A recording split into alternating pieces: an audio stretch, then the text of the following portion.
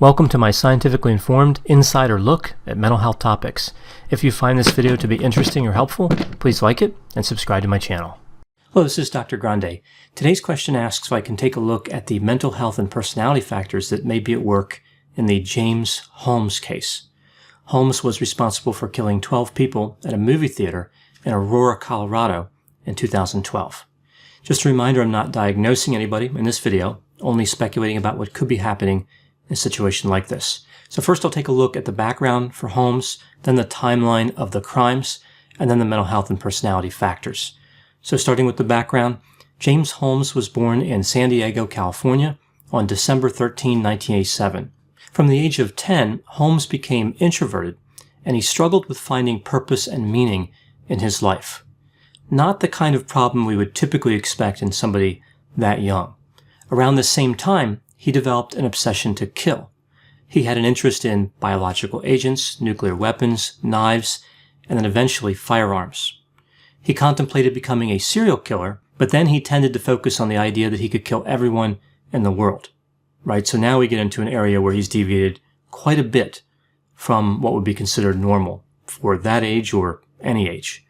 He spent a good deal of his childhood playing video games, which he preferred to any type of socializing. He would later say that he enjoyed them because they were an escape from reality, where you could live the life of a hero. He also liked the ability to chat with people online as opposed to talking with them. Interestingly, in high school, he appeared happier and he maintained 4 to 5 close friends. He did well in school and he had no behavioral problems. Teachers noted that Holmes did well on assignments to avoid attracting attention to himself. So it wasn't really necessarily a drive for academic achievement. He just didn't want to be the center of attention. He didn't want to have to interact with other people. Reports indicate that he was awkward in social settings. He had an unusual spaced-out stare, and he was thought of as a loner. Holmes had no history of being mistreated when he was young. After high school, Holmes earned a bachelor's degree in neuroscience. Then he spent a lot of time at home, sleeping all day, and watching television. Eventually, his parents convinced him to go to graduate school, which seems like an unusual way to address those behaviors. He applied to a number of graduate programs, but they found him to be bizarre, disconnected, aloof, and they said he demonstrated a lack of affect. They said he was an excellent candidate except for those characteristics. Eventually, he was accepted at the University of Colorado at Denver. He struggled academically and socially there. Classmates reported that he lacked motivation, and he told jokes that were off or ill-timed. He was disappointed because what he learned there did not help him decrease homicidal thinking or improve his communication skills. Kind of an unusual goal to set for taking a college class. What I hope to learn in this class is how to have less homicidal thinking. Doesn't really seem like that lines up with the curriculum too well that you would see in college. March 2012. Holmes receives treatment from mental health professionals at the University Student Health Center. His main treatment provider becomes a psychiatrist named Dr. Fenton. He sought treatment because he had anxiety and difficulty with public speaking. During May and July 2012, Holmes purchased 2 Glock 22 pistols. This is a pistol chambered for .40 caliber Smith & Wesson. He also purchased a Remington 870 shotgun and a Smith & Wesson M&P 15, which is a lot like an AR-15. He also purchased over 6,000 rounds of ammunition, with over half of it being .223 caliber for the M&P 15. All the firearms were obtained in separate purchases, so as to avoid arousing suspicion. Holmes went to practice at a shooting range. He selected one where he could be unsupervised. He visited that range 5 times in June and July. The range was 2.5 hours away from where he lived. Even after consuming half of his ammunition in target practice, Holmes reported that he was still a really bad shot, but he thought that didn't matter due to the nature of the crime that he was planning. Holmes went to the Century 16 Theater in Aurora, Colorado several times to scout out a location for his crime. He selected Theater number 9 as being an environment where he could kill the most people with his plan.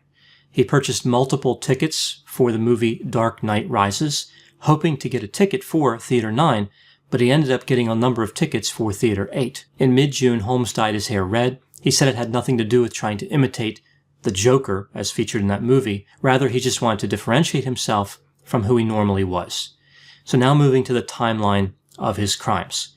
July 20, 2012, Aurora, Colorado, Century 16 Theater. Using a ticket he had purchased in advance, he entered that business and made his way to Theater number 9. Even though his ticket was for Theater 8, he said he was able to do that because no one was checking tickets. After sitting down in a theater seat, he made his way to the exit pretending that he was making a phone call. He then exited and propped the door open with a tablecloth holder. At 12:30 a.m., he went inside his vehicle, which was parked right outside the exit. He called the Student Mental Health Emergency Hotline at the University of Colorado, where he had received treatment before. He didn't say anything on that call. Holmes said he called them just because he wanted a last chance to turn back. After he put on a ballistic jacket, which is like a bulletproof vest, a gas mask, a helmet, and arming himself, he then put on headphones and turned on techno music to the maximum volume. He said he did this because he didn't want any type of connection to be established between himself and the victims. He wanted to think of them as a crowd and not as individuals. He then entered Theater 9 through the exit door. He didn't make eye contact with anybody or say anything. He then threw gas grenades and opened fire. He started by firing 6 rounds out of the shotgun. He switched to the M&P 15. It malfunctioned after 65 rounds. And after this, he fired 5 more rounds from a Glock 22. He murdered 12 people and injured about 70 others in this attack. Holmes attempted to clear the action of the M&P 15, but he didn't know how to do it. So he walked out of the exit door to his car and waited for the police. As he sat there and watched the police move closer to him, he said that he had a complete lack of feelings.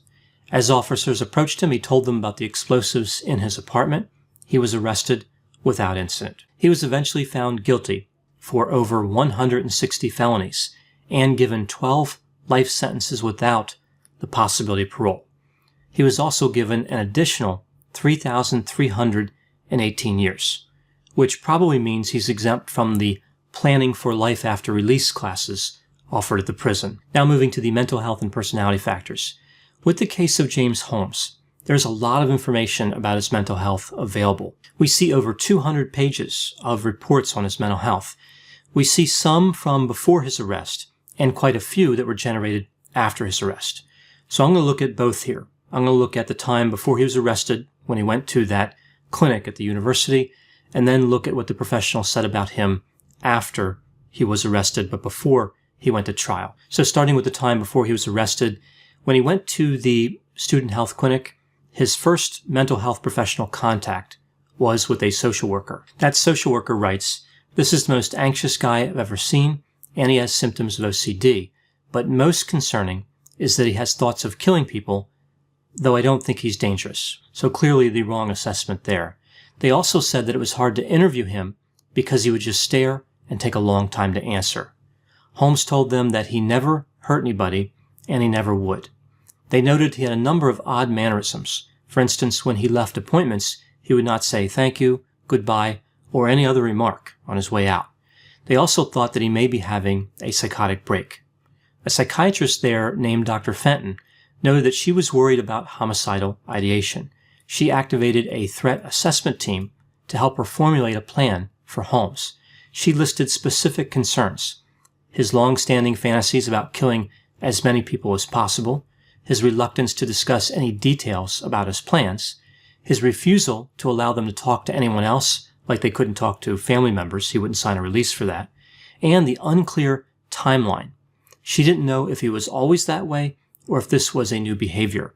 So if the behavior was new, that would suggest possibly a psychotic break, given the information available about Holmes at this time. What it came down to in this situation with the clinic was that Holmes simply didn't reveal enough information to be assessed as an imminent threat.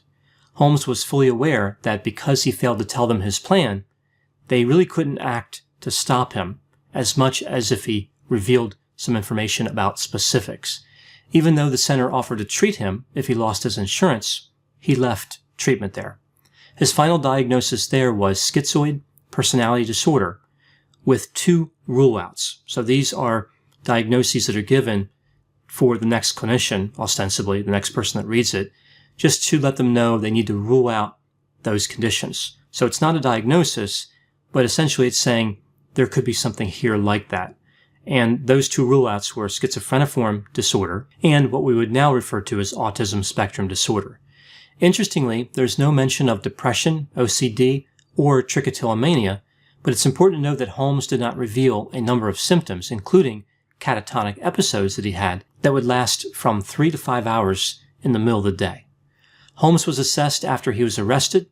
Now, of course, at this point, there was no mystery about the seriousness of his homicidal ideation, and his level of cooperation was higher.